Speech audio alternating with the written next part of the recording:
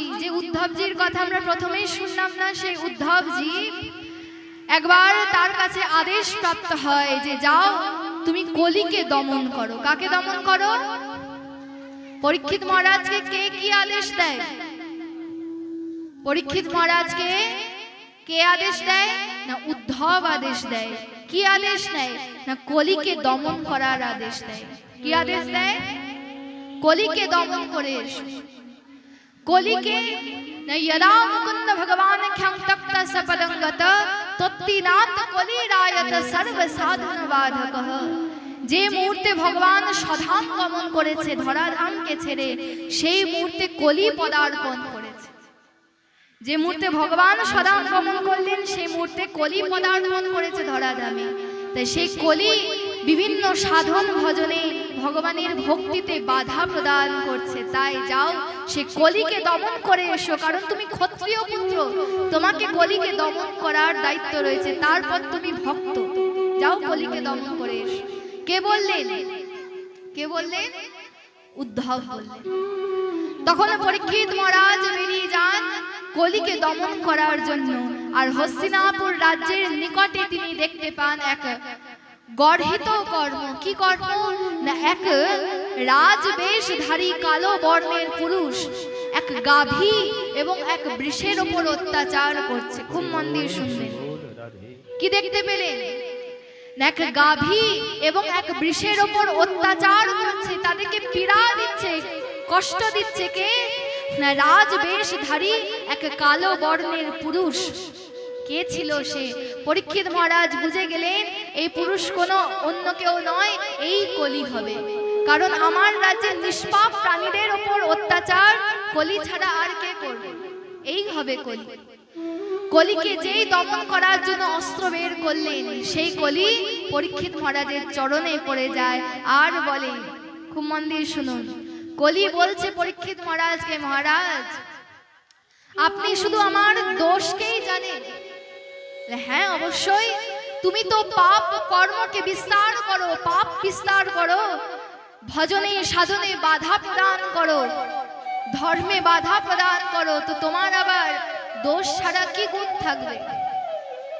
তোমার তো দোষই দোষ। কলি বলছে, মহারাজ আমার শত দোষের মধ্যে একটি গুণ আছে। প্রেম সে বলো, কলির আবার কি গুণ থাকতে পারে? আপনাদের মতে কলি নাম উচ্চারণ করলে আমাদের তো ধারণা চলে আসে যে যেখানে পাপ চরম অবস্থায় রয়েছে, হ্যাঁ কি না? কিন্তু কলি বলছে আমার একটি গুণ রয়েছে। কি গুণ?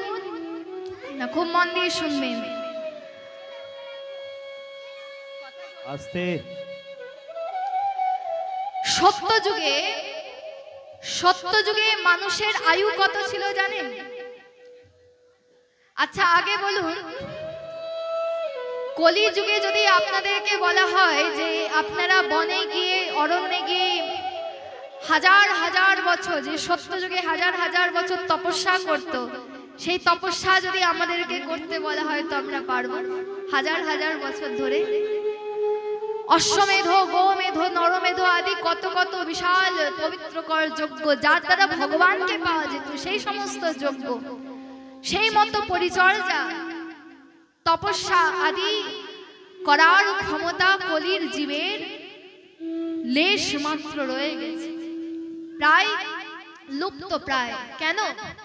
কারণ মন্দা সুমন্দ মতዮ মন্দ ভাগ্যা উপদ্রুতা পাখণ্ড নিরতা সন্ত বিরক্তা সপরিগ্রহ ন যোগী নৈব সিদ্ধ বান জ্ঞানে সত্রিয় নরো কলি দাবানলে নাদ্য সাধনম ভস্মতাং গত। কলিরূপ দাবানলে সব সাধন ভস্মীভূত হয়ে গেছে।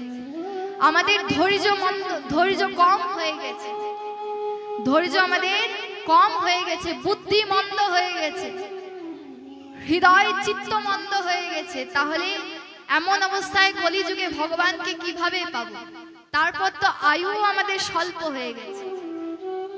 স্বল্প আয়ুর মধ্যে ভগবত প্রাপ্তি উদ্ধার কিভাবে হবে কলির জীবে? ভেবে দেখেছে? আমরা তো পরমার্থিক কল্যাণের কথা ভাবি না, শুধু এই জগতের কথা ভাবি। বাকি যে মৃত্যুর পর যে আমাদের পরমার্থিক কল্যাণের জন্য কিছু করে রাখতে হবে। এখানে ব্যাংক ব্যালেন্স বাড়াচ্ছে, ঠিক আছে, এটা জগতের জন্য। তারপর সেই পরমার্থিক ব্যাংক ব্যালেন্সের কথা আমাদের চিন্তায় আসে না। কিন্তু সেই উদ্ধার কিভাবে হবে, পরমার্থিক কল্যাণ কিভাবে হবে এই কলিযুগে, যেখানে আমাদের বুদ্ধি মন্দ, ধৈর্য কম, আয়ু স্বল্প। সত্যযুগে মানুষের আয়ু কত ছিল জানেন? সত্যযুগে মানুষের আয়ু কত ছিল? হ্যাঁ,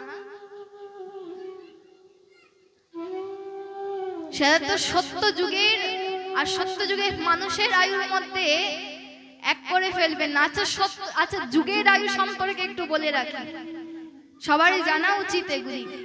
সত্য যুগের আয়ু কত? যুগের আয়ু মানুষের বলিনি, সত্য যুগের আয়ু কত? সত্য যুগের আয়ু ছিল 27,28,000 বছর। যুগের আয়ু মানুষের বলিনি, সত্য যুগের আয়ু ছিল 27,28,000 বছর। ত্রেতা যুগের আয়ু কত? ত্রেতা যুগের আয়ু হচ্ছে 12,96,000 বছর।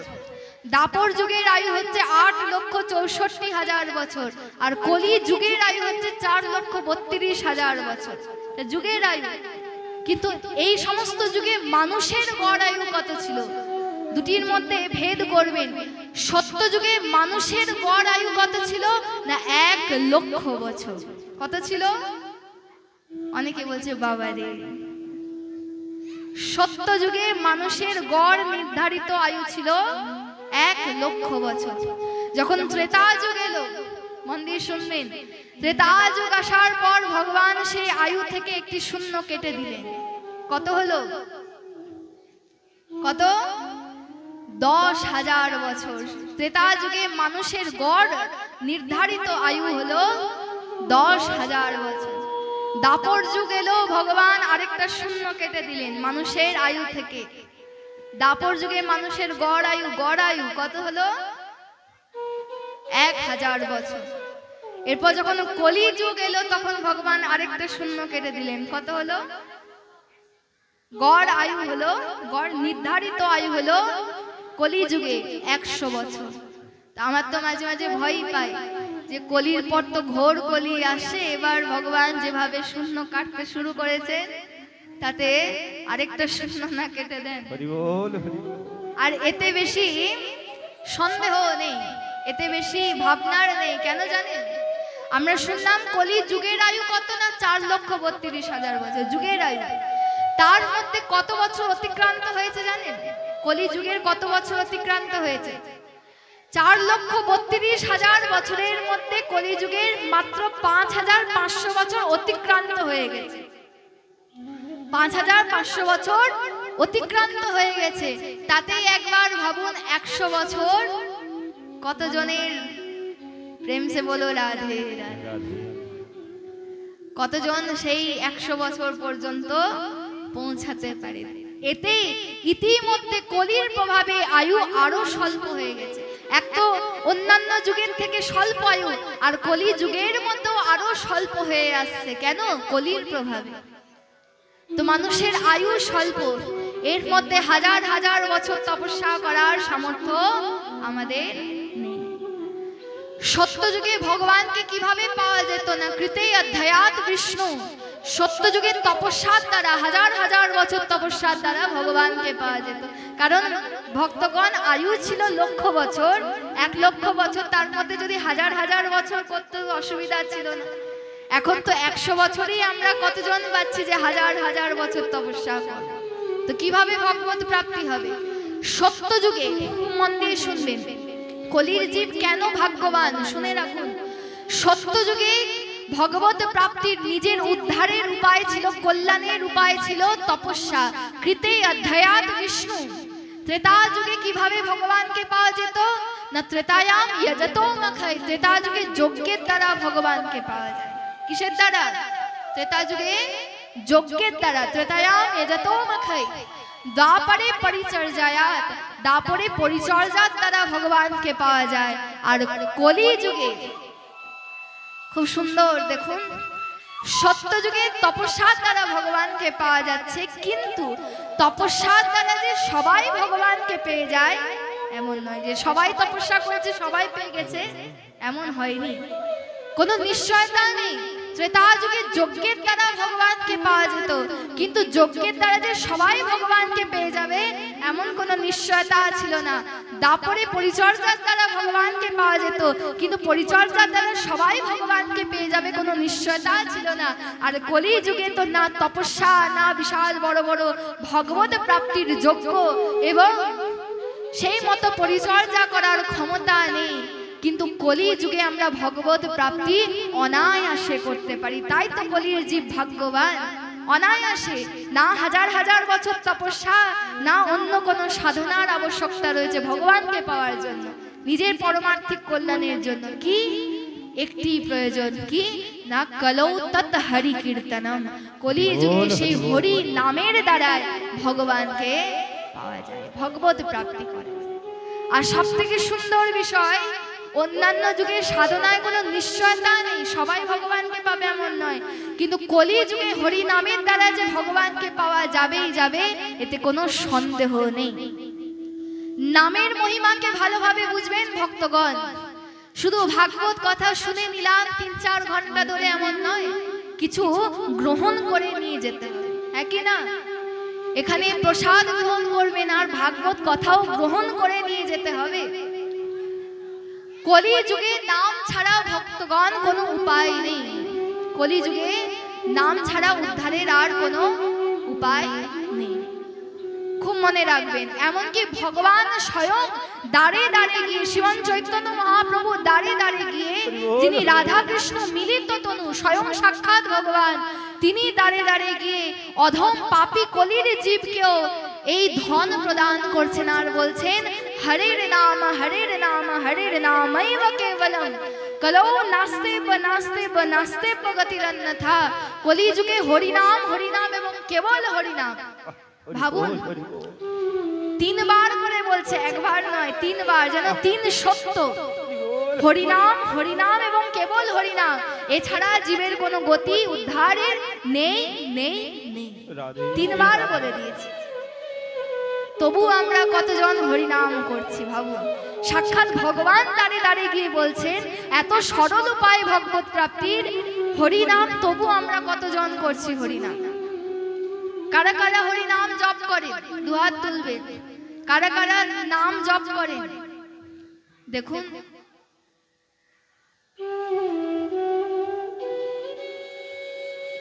সবার হাত কিন্তু উঠলো না, সবার হাত কিন্তু ওঠেনি।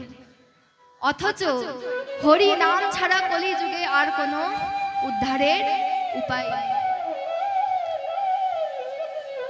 প্রিয় ভক্তগণ, নাম নামই অভিন্ন। মনে রাখবেন, যে নাম শ্রীকৃষ্ণ ভজ নিষ্ঠা করি। ভগবানের নাম এবং ভগবানের মধ্যে কোনো ভিন্নতা নেই, তাই নামকে গ্রহণ করা মানে ভগবানকে গ্রহণ করা। নাম নামই অভিন্ন। আমরা এমনকি বলছে যে যদি আমাদের কাছে কোনো কাষ্ঠের মালা নাও আছে, যতদিন পর্যন্ত না আসছে ততদিন হাতে গণনা করে নাম জপ করুন, কিন্তু জপ করুন এমন কোনো দিন যেন না যায় যে হরি নাম করলাম না, হরি নাম জপ করলাম না, কারণ এছাড়া কলিযুগে আর কোনো উপায় নেই। এমন কোনো দিন যেন না যায়। হাতে গণনা করে যত বেশি সম্ভব তত নাম করুন। এমন নয় শুধু এক জায়গায় বসেই নাম করতে হবে। মহাপ্রভু শিক্ষাষ্টকে বলছেন, চেত দর্পণ মার্জনম ভব মহাদাবাগ্নি নির্বাপনম শ্রেয়ঃ কৈরব চন্দ্রিকা বিতরণম বিদ্যাবধূ জীবনম आनंदाम्बुधि वर्धनम पतिपदम पुण्यामृत स्वादनम सर्वात्म स्नपनम परम विजयते श्री कृष्ण संकीर्तनम। नाम नामकारी बहुधा निज सर्वशक्ति। ভগবানের যত নাম রয়েছে প্রত্যেক নামের মধ্যে ভগবান নিজের সর্বশক্তিকে দিয়ে দিয়েছে, সর্বশক্তি। নাম নামকারী বহুধা, এ কথা কোনো সরল কথা নয়। नाम नामकारी बहुधा निज सर्वशक्ति तत्रार्पित नियमित स्मरणे न कालः। এই নাম যখন তখন যে কেউ যেখানে সেখানে যে কোনো অবস্থাতেই গ্রহণ করতে সক্ষম। এজন্য তো কলি যুগে এই উপায় রয়েছে বলে কলির জীব ধন্য, হরি নামকে পেয়ে ধন্য। তপস্যা সব সময় করা যায় না, যজ্ঞ সব সময় করা যায় না, যে কেউ করতে পারে না, আর পরিচর্যাও সব সময় করা যায় না। এমনকি যে দীক্ষা মন্ত্র আমরা পাই, সেই দীক্ষা মন্ত্র সব সময় করা যায় না, সব অবস্থায় করা যায় না। শৌচ অশৌচতার বিচার রয়েছে, সব সময় করা যায় না।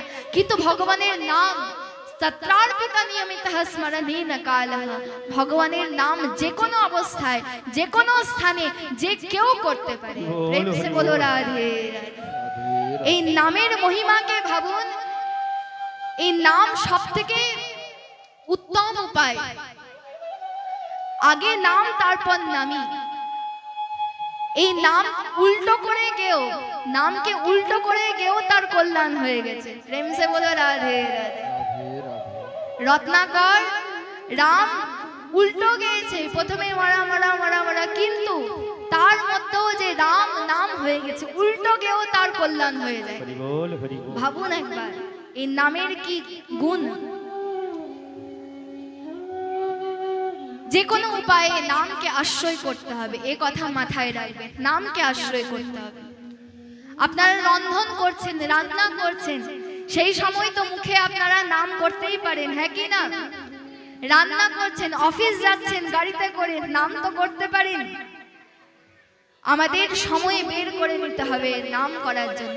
আচ্ছা, আমরা যে কারোর সঙ্গে দেখা হলে বা ফোনে যখন আমরা কথা বলি, তখন আমরা কি বলি? হ্যালো।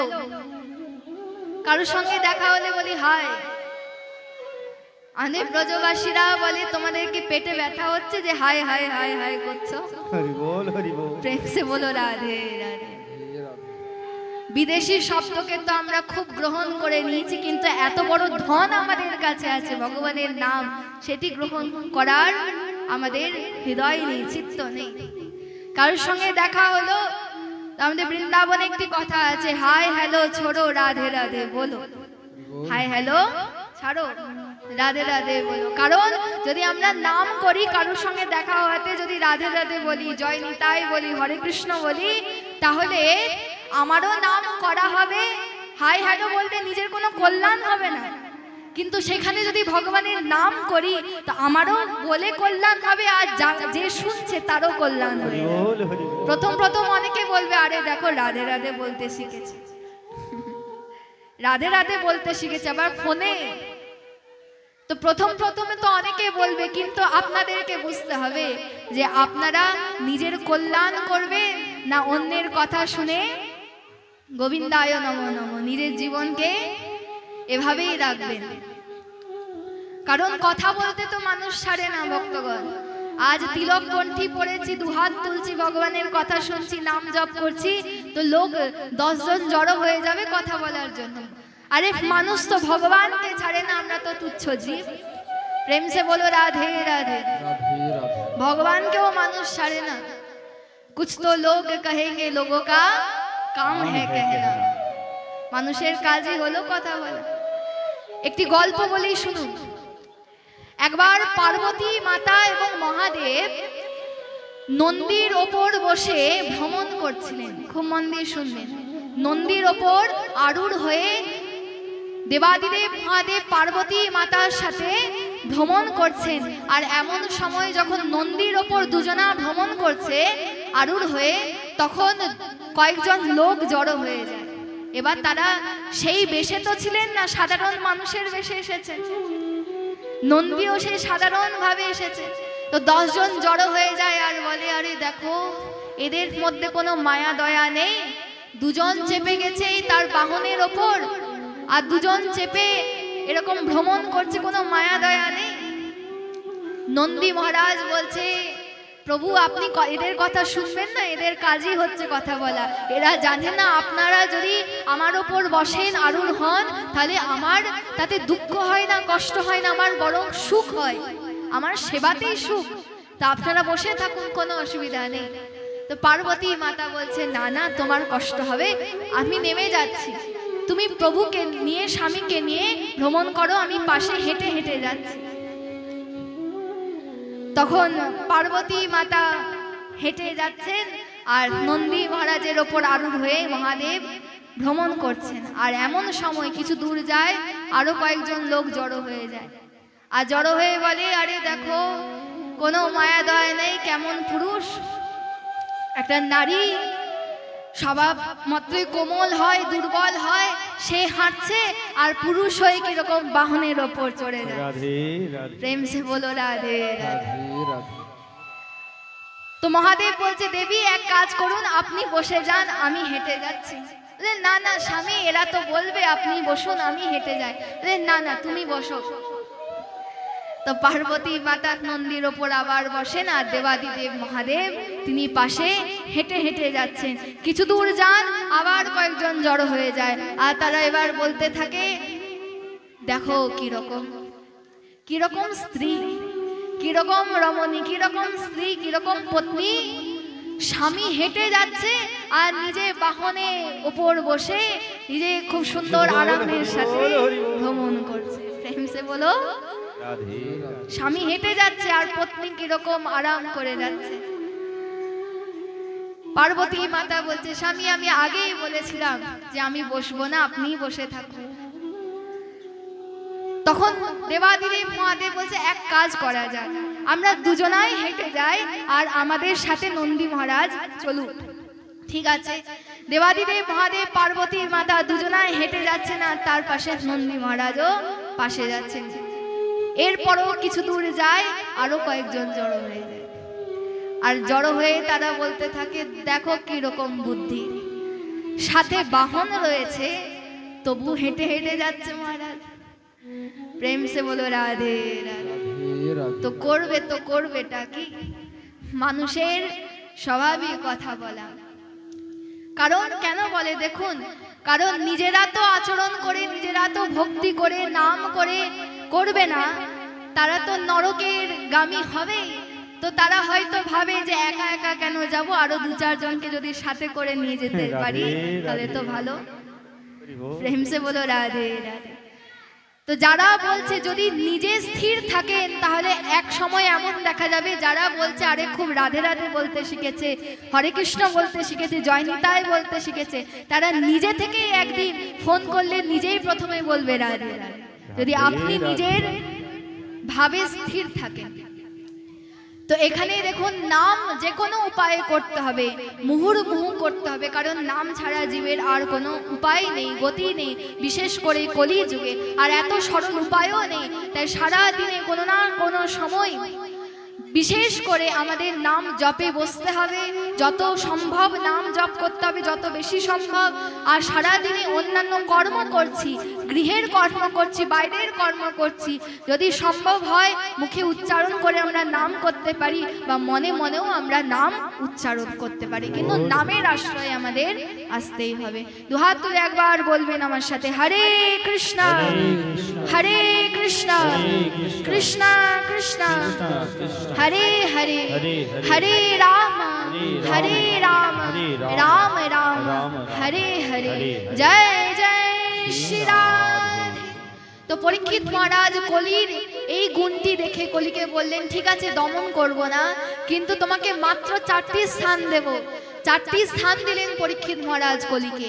অভ্যর্থিতস্তদা তস্মৈ স্থানানি কলয়ে দদো দুতিঙ্গপান স্ত্রিয় শুনা যত্র ধর্মস্য তুর্বিদো। সেদিন থেকে এই 4টি স্থানে কলি বিরাজ করছে, আজও করছে। কোন 4টি স্থান? না, প্রথম হচ্ছে দ্রুত ক্রীড়া যেখানে হয়, যেখানে পাশা খেলা, জুয়া খেলা হয়, সেখানে কলির বাস হয়। অর্থাৎ সেটি শুধু জুয়া খেলা নয় বা পাশা দ্রুত ক্রীড়া নয়, সেখানে বুঝবেন সেখানে লক্ষ্মী দেবীকে নিয়ে ক্রীড়া করা হচ্ছে, চরম গর্হিত কর্ম। তো সেখানে কলির বাস হয়। দ্বিতীয়, যেখানে মদ্যপান আদি নেশা করা হয়, সেখানে কলির বাস হয়। আস্তে। তৃতীয়, যেখানে অবৈধ স্ত্রী সংসর্গ হয়, সেখানে কলির বাস হয়।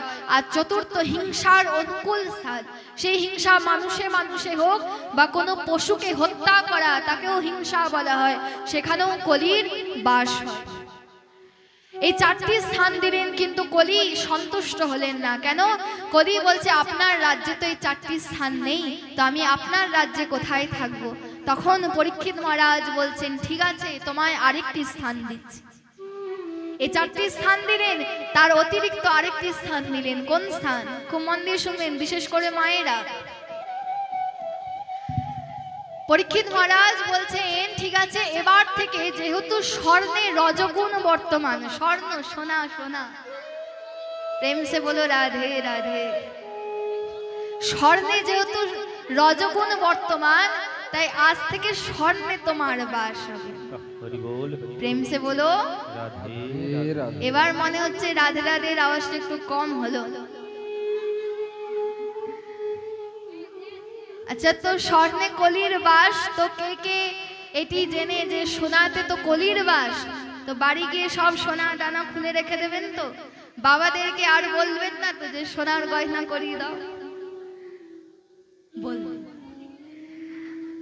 মহারাজ মায়েরা তো বলবে, এবার থেকে যদি এরকম উপদেশ পাই তো ভাগবত কথা শুনতেই আসবো না, কিন্তু সোনাকে ত্যাগ করা তো সম্ভব রাধে নয়। রাধে। আর ত্যাগ করার কোনো প্রয়োজনও নেই। কেন না? স্বর্ণ আদি ধনে, এখানে শুধু স্বর্ণ বলতে স্বর্ণ নয়, স্বর্ণ আদি ধন, সেটি টাকা পয়সাও হতে পারে, অর্থ হতে পারে। স্বর্ণ আদি যে কোনো ধন, যে স্বর্ণ দুরাচার করে, অবৈধভাবে, অধর্ম করে প্রাপ্ত করা হয়, সেই স্বর্ণে, সেই ধনে কলির বাস হয়। যেটি সৎ পথে, নিজের পরিশ্রম দ্বারা সৎ পথে অর্জন করা হয়, সেই সোনাতে, সেই ধনে কখনো কলির বাস হয় না। কিন্তু যেটি অসৎ পথে অর্জন করা হয়, অন্যের ধন কিন্তু অসৎ পথে নিজের করে নিলাম, অবৈধভাবে অধর্ম আশ্রয় নিয়ে, সেই ধনে, সেই স্বর্ণে কলির বাস হয়। আর মনে রাখবেন, সেই ধন অনেক হতে পারে, প্রাচুর্য হতে পারে, কিন্তু সেই ধন কখনো চির সুখ দেয় না মানুষকে। আর যেই বললেন স্বর্ণে কলির বাস হবে, সেই কলি ও পরীক্ষিত মহারাজের স্বর্ণ মুকুটে প্রবেশ করে যায়। কারণ সেই মুকুট ছিল জরাসন্ধের। জরাসন্ধকে বধ করার পর ভীম ক্রোধবশত তার মাথা থেকে মুকুট খুলে নিয়েছিল, আর সেই মুকুটই পরীক্ষিত মহারাজ ধারণ করেছিল। যেহেতু তার সম্মতিতে তো খোলেনি, তার মুকুট জোরপূর্বক, বলপূর্বক খুলে নেয় তার মাথা থেকে, আর সেই মুকুটই পড়েছিল পরীক্ষিত মহারাজ। তাই সেই স্বর্ণ মুকুটে কলি প্রবেশ করে যায়। আর যেই কলি প্রবেশ করে যায় মহারাজ, সেই পরীক্ষিত মহারাজের মতো শুদ্ধ ভক্ত, তার হৃদয়ও চঞ্চল হয়ে যায়, চিত্ত চঞ্চল হয়ে যায়। এই যে আমরা বলি না যে আমাদের মন কত চঞ্চল, স্থির নয়, ভগবানের ভজনে লাগে না, ভক্তিতে লাগে না, মনে বিভিন্ন কলুষতা, কারণ নিন্দা চর্চা চলে আসে মুখে, কানে সবসময় অকথা কুকথা শুনতে মনে হয়, এই চোখ দিয়ে বিভিন্ন কুদৃশ্য দেখতে মনে হয়, এই মনে বিভিন্ন কলুষতা চলে আসে। কেন? সেই কলির প্রভাবে। কোনো না কোনো উপায়ে তো আমরা কলির আশ্রয় নিয়েছি। পরীক্ষিত মহারাজের মতো শুদ্ধ ভক্তের চিত্তকেও চঞ্চল করে দেয় কলি। যে পরীক্ষিত মহারাজ কখনো মনে ভাবেও নি যে আমি শিকার করতে যাব, সেই পরীক্ষিত মহারাজ কলির প্রভাবে শিকার করতে যায়, মৃগয়া করতে যায়, কলির প্রভাবে, নিজের ইচ্ছায় নয়। কিন্তু দেখুন, মৃগয়া করার জন্য অভ্যাস থাকতে হয়। পরীক্ষিত মহারাজ ছোটবেলা থেকে কখনো শিকার করা না দেখেছে, না করেছে। তিনি তো ভক্ত, তিনি শিকার কি করবে, প্রাণী হত্যা কি করবে? তাই পরীক্ষিত মহারাজ মৃগয়ায় অসফল হলেন, আর অত্যন্ত পিপাসু হয়ে গেলেন, তার তৃষ্ণার্ত হয়ে গেলেন। তখন সামনে দেখেন এক শ্রমিক মুনির আশ্রম রয়েছে। পরীক্ষিত মহারাজ ভাবলেন সেখানে জল প্রার্থনা করব। যেই জল প্রার্থনা করতে যায় শ্রমিক মুনির কাছে, কার কাছে? কার কাছে জল চাইছে পরীক্ষিত মহারাজ? শ্রমিক মুনির কাছে। যেই জল প্রার্থনা করলেন, সেই সময় শ্রমিক মুনি ধ্যানে রত ছিলেন। তাই শ্রমিক মুনি বুঝতে পারলেন না যে আমার সামনে কেউ আমার কাছে জল চাইছে, তাই তাকে জলও দিলেন না। পরীক্ষিত মহারাজ কলির প্রভাবে ভাবলেন, এই মুনি আমাকে অপমান করছে, সামান্য জলও প্রদান করছে না, আমি শশা করা পৃথিবীর অধীশ্বর, আর আমাকে জলও দিচ্ছে না। এই মুনি ধ্যান করার ভণ্ডামি করছে, পাখণ্ড আচার করছে, অথচ সত্যি সত্যি ধ্যান করছে। অনেক সময় তো দেখা যায় কোনো হয়তো প্রকৃত বৈষ্ণব, প্রকৃত সন্ত, তবু তাদেরকে দেখে মনে হয় আরে না না এই সন্ত, কোনো বৈষ্ণবই নয়, কোনো সন্তই নয়। আমাদের মধ্যেও সেই রকমের কলুষতা রয়েছে। মনে রাখবেন, যে কোনো সাধু সন্ত মুনি ঋষি বৈষ্ণব ভক্ত তার কোনো সেবা আপ্যায়ন না করতে পারছি ঠিক আছে, কিন্তু তাকে দেখা মাত্র তাকে প্রণাম অবশ্যই নিবেদন করতে হয়। সেবা না করতে পারছি ঠিক আছে, কিন্তু তাকে দেখে প্রণাম নিবেদন করতে হয়। যদি তাকে দেখে আমরা রুষ্ট হয়ে যায় না, তাকে দেখে আমরা যদি আমাদের মুখ বিকৃতি হয়ে যায়, তাহলে সেটি ভক্ত অপরাধ হয়ে যায়। তাই এখানে শ্রমিক মুনি তাকে দেখে মনে হচ্ছে পাখণ্ড আচার করছে। দেখুন, এমন নয় যে স্বরূপ থাকলেই সবাই বৈষ্ণব হয়ে যায় বা সন্ত হয়ে যায়, মুনি ঋষি হয়ে যায়। স্বরূপের সাথে সাথে আচরণ থাকা প্রয়োজন, গুণ থাকা প্রয়োজন, ঠিক আছে। কিন্তু আমরা অনেক সময় এটাও ভেবে থাকি যে আর কোনো বৈষ্ণবই নেই, কোনো সন্ত নেই। না, আছে। যদি নকল নোট থাকে না, নকল নোট যদি আছে, তার মানে তার আসল নোট আছে বলেই তার নকল বেরিয়েছে। প্রেম সে বলো রাধে রাধে। আসল নোট নিশ্চয়ই আছে বলেই তো তার নকল বেরিয়েছে। ঠিক সেই রকমই হতে পারে অনেকে স্বরূপ শুধু আছে, আচরণ নেই সন্তের মতো। কিন্তু এমনও অনেক রয়েছে যারা সত্যিকারের বৈষ্ণব আচরণ করছে, যারা সন্তের আচরণ করছে, তাদের স্বরূপ তো রয়েছে, বাকি আর ভিতরে দেখার দরকার নেই। স্বরূপ থাকা মাত্রই তাদেরকে প্রণাম করা উচিত। কিন্তু এখানে শ্রমিক মুনির অপমান করছে।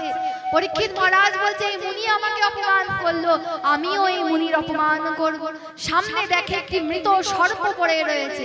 যে বৈষ্ণব সাধু সন্তকে পুষ্পের মালা দিয়ে, পুষ্পমাল্য দিয়ে শোভিত করতে হয়, সেই শ্রমিক মুনির গলাকে মৃত সর্প জড়িয়ে তার অপমান করলেন পরীক্ষিত মহারাজ এবং সেখান থেকে প্রস্থান করে গেলেন। কিন্তু যখন শ্রমিক মুনির পুত্র জানতে পারলেন, যার নাম শৃঙ্গী, শ্রমিক মুনির পুত্রের নাম শৃঙ্গী মহারাজ, সেই শৃঙ্গী যখন জানতে পারলেন আমার পিতার অপমান করেছে পরীক্ষিত মহারাজ, তখন গোমতী নদীর জল হাতে দিয়ে তিনি অভিশাপ দিলেন যে আমার যদি বিন্দু মাত্র তপবল থাকে, তাহলে সেই পরীক্ষিত মহারাজের, তাকে ব্রহ্ম শাপ দিলাম যে সেই পরীক্ষিত মহারাজের 7 দিনের মধ্যে তক্ষক দংশনে মৃত্যু অবশ্যম্ভাবী। প্রেম সে বলো রাধে। ব্রহ্ম শাপ লেগে গেল কি 7 দিনের মধ্যে তক্ষক দংশনে মৃত্যু হয়ে যাবে, 7 দিনের মধ্যে। কিন্তু মহারাজ, এই কথা তো আমরা জানলাম যে 7 দিনে মৃত্যুর অভিশাপ পেল, কিন্তু সব থেকে সুন্দর বিষয় কি তা জানুন। যখন পরীক্ষিত মহারাজ রাজ্যে ফিরে তার মুকুটকে খুলে রাখলেন না, মুকুটেই ছিল কলি, কলির প্রভাবেই এত সব, কিন্তু যখন মুকুট খুলে রাখলেন তখন তো তিনি শুদ্ধ ভক্ত, আর তার মধ্যে কলি নেই। তখন তিনি ভাবছেন, আমি কি গর্হিত কর্ম করে এলাম, সাধু সন্তের অপমান করলাম, বৈষ্ণবের অপমান করলাম, কি অপরাধ করে এলাম, নিশ্চয়ই আমার কোনো শাস্তি পাওয়া দরকার। পরীক্ষিত মহারাজ নিজে নিজেই ভাবছেন। আর এমন সময় গৌরমুখ নামক এক বালকের কাছ থেকে তিনি জানতে পারেন যে তার ব্রাহ্মণের অভিশাপ লেগেছে, যে 7 দিনের মধ্যে তক্ষক দংশনে তার মৃত্যু অবশ্যম্ভাবী। আর মহারাজ যখন তিনি জানলেন যে 7 দিনের মধ্যে তার মৃত্যু হবে, তখন পরীক্ষিত মহারাজ আনন্দে নৃত্য করতে শুরু করে দিলেন। বলিস বৃন্দাবন বিহারী লাল কি। পরীক্ষিত মহারাজ আনন্দে নৃত্য করছে। একবার ভাবুন আপনারা, যদি এখানে কেউ, আমরা যদি জানতে পারি যে 7 দিনের মধ্যে আমাদের মৃত্যু হবে, তা আমাদের কি আনন্দ হওয়ার কথা? যদি আমি জানতে পারি যে আমার কাছে স্বল্প আয়ুই রয়েছে, কম সময় রয়েছে জীবনে, তো আমার কি আনন্দ হবে না দুঃখ হবে? কি হবে? স্বাভাবিক রূপে দুঃখ হবে। কিন্তু পরীক্ষিত মহারাজ এখানে আনন্দে নৃত্য করছে কেন? তাকে জিজ্ঞাসা করা হলে, এখানে শ্রীমদ্ বৃহৎ ভাগবতামৃতে এমন বর্ণিত রয়েছে যে পরীক্ষিত মহারাজ বর্ণন করছে যে আমি কেন আনন্দিত জানো? কারণ জন্ম মৃত্যু বতাম্বীর দেহেন সহজায়তে উত্তবাপ্তি শতান্তে বা মৃত্যুর্বে প্রবীণং ধ্রুবঃ। এমন কোন জীব নেই যে জন্ম লাভ করেছে কিন্তু তার মৃত্যু হবে না। মৃত্যু তো আমার একদিন না একদিন হতোই, কিন্তু আমি জানতে পারতাম না যে আমার কাছে কতটা আয়ু রয়েছে, কতটা সময় রয়েছে। ভগবানের কৃপায় আমি জানলাম যে আমার কাছে কতটা সময় রয়েছে, 7 দিন রয়েছে। আর সবথেকে বড় বিষয়, ভগবান চাইলে এই মুহূর্তেই আমার প্রাণকে হরণ করে নিতে পারতেন, কিন্তু ভগবান আমাকে কৃপা করে 7টা দিন প্রদান করেছেন। মৃত্যু তো একদিন হবেই হবে নিশ্চিত, কারণ মৃত্যু লোকেই আমরা জন্ম লাভ করেছি। যার জন্ম হয়েছে তার মৃত্যু অবশ্যম্ভাবী, কিন্তু ভগবান 7টা দিন আমাকে প্রদান করেছে। এই 7 দিন যার জন্য আমার জীবন, তার জন্যই এই জীবনকে নিবেদন করব, আমি তাকে প্রাপ্ত হব। অন্ন জল সব ত্যাগ করে দিলেন ভক্তগণ, অন্ন জল ছেড়ে দিলেন। কেন না, অন্ন জলে যেন তার সময় নষ্ট না হয়। মাত্র 7 দিনই রয়েছে, স্বল্প আয়ু রয়েছে কলির জীবে। পরীক্ষিত মহারাজ বলছেন 7টা দিন মাত্র রয়েছে, অন্ন জলে যদি সময় চলে যায় তো ভগবানকে কখন পাবো, কল্যাণ কিভাবে হবে? অন্ন জল ছেড়ে দিলেন। আর আমরা বলবো, আমরা কি বলি, জিনে কাহে 4 দিন। জীবনের তো 4 দিনই মহারাজ, 2 দিনের জীবন। এমন ভাবি না যে 2 দিনের জীবন ভগবত প্রাপ্তি করতে হবে, বেশি সময় নেই, নিজের কল্যাণ করতে হবে, সে পরমার্থের কথাও ভাবতে হবে, এমন নয়। জিনে কাহে 4 দিন, জীবন তো 4 দিনের। কিভাবে কত 5 স্টার রেস্টুরেন্টে খাওয়া যায়, কিভাবে ভোগ করা যায়, বিলাস আদি করা যায়, সেই বিষয়ে চিন্তা। যেন খাওয়ার জন্যই আমরা এই সুন্দর মনুষ্য জীবন পেয়েছি। প্রেম সে বলো রাধে রাধে। এই জীবন কোনো পশু জন্মের মতো নয়, অত্যন্ত উন্নত। অন্ন জল সব ত্যাগ করে দিলেন যাতে তার সময় নষ্ট না হয়। গঙ্গায় উপবেশন করলেন সাধু সন্তের চরণে। আর এমন সময় সেখানে সাক্ষাৎ ব্যাসদেব পুত্র সুখদেব গোস্বামী বিরাজমান হলেন। সেই সুখদেব গোস্বামী, দেখুন সুখদেব গোস্বামী এক স্থানে গো দুগ্ধ দোহন কাল পর্যন্তই থাকতেন, অত্যন্ত ক্ষণকাল থাকতেন। কিন্তু সেই সুখদেব গোস্বামী ব্যাসদেব পুত্র, তিনি পরীক্ষিত মহারাজের মতো ভক্তের উদ্ধারের জন্য 7টা দিন এক আসনে বসে রয়ে গেলেন। আর এক আসনে বসে সুখদেব পরমহংসদেব পরীক্ষিত মহারাজকে ভাগবতীয় উপদেশ শ্রবণ করাতে, অমৃতময় ভাগবত কথা শ্রবণ করাতে শুরু করলেন। বলি শ্রীমদ্ ভাগবত ভগবান কি, সুখদেব ভগবান কি, পরীক্ষিত মহারাজ কি, বলো জয় জয় শ্রীরাম। বিভিন্ন উপদেশ তো করলেন, তার মধ্যে জিজ্ঞাসা করলেন শ্রবণীয় কি না। তখন সুখদেব গোস্বামী বলছেন শ্রবণীয় হচ্ছে হরি কথা এবং হরি নাম। করণীয় কি না শ্রী হরির সেবা। জপনীয় কি না হরির নাম। স্মরণীয় কি না শ্রী হরির চিন্তন। এভাবে বিভিন্ন উপদেশ প্রশ্ন করতে থাকলেন, জিজ্ঞাসা করতে থাকলেন, আর সুখদেব গোস্বামী উত্তর দিতে থাকলেন। 7 দিনে ভাগবত কথা শুনিয়ে পরীক্ষিত মহারাজের উদ্ধার করলেন। আজ সেই ভাগবত কথার আশ্রয়ে আমরাও এলাম রাধারানীর কৃপায়। যে ভাগবত কথার একটি মাত্র শ্লোক শ্রবণ যদি আমরা করি তো কত জন্মের পাপ নাশ হয়ে যায়। यश्च भागवतं शास्त्रं वाचयेदर्थितो निशं जन्म कोटि कृतं पापं नाश्यते नात्र संशय। একটি শ্লোকের অর্থ যদি আমরা শ্রবণ করি তো কোটি কোটি জন্মের করা পাপ মুহূর্তের মধ্যে নাশ হয়ে যায়। সেই ভাগবত কথাকে আজ আমরা শ্রবণ পান করলাম, বিভিন্ন দিব্য কথার আস্বাদন করলাম। যে সমস্ত উদ্যোক্তা বৃন্দ, আয়োজন কর্তাগণ, কর্তৃগণ, যারা যারা নিজের আর্থিক দান, দৈহিক শ্রম এবং মানসিক বল প্রদানের দ্বারা এই সুন্দর ভাগবত যজ্ঞে, সুন্দর ভাগবত হরি কথার আয়োজন করেছেন, এই পবিত্র ভূমিতে, রাধা মাধব মন্দির প্রাঙ্গণে, পবিত্র ভূমিতে সকলের উদ্ধারের জন্য, কল্যাণের জন্য, সেই সমস্ত উদ্যোক্তাবৃন্দ, আয়োজন কর্তাগণ, কর্তৃগণ এবং যারা যারাই নিজের দান প্রদান করেছেন, সহযোগিতা প্রদান করেছেন, সমস্ত ভক্তদের যারা শত্রুবৃন্দ রয়েছে সেই সমস্ত ভক্তদের রাতুল চরণে ব্যাসপীঠ থেকে এই অধমীর কোটি কোটি দণ্ডবত প্রণাম। একবার দুহাত তুলে আমার সাথে গাইবেন হরে কৃষ্ণ হরে কৃষ্ণ কৃষ্ণ কৃষ্ণ হরে হরে হরে রাম রাম রাম হরে হরে বলো জয় জয় শ্রী রাধে নিতাই গৌর সীতানাথ প্রেমানন্দে। খানি বিশ্রাম, আসুন সবাই একটু ভজন কীর্তন গাইব।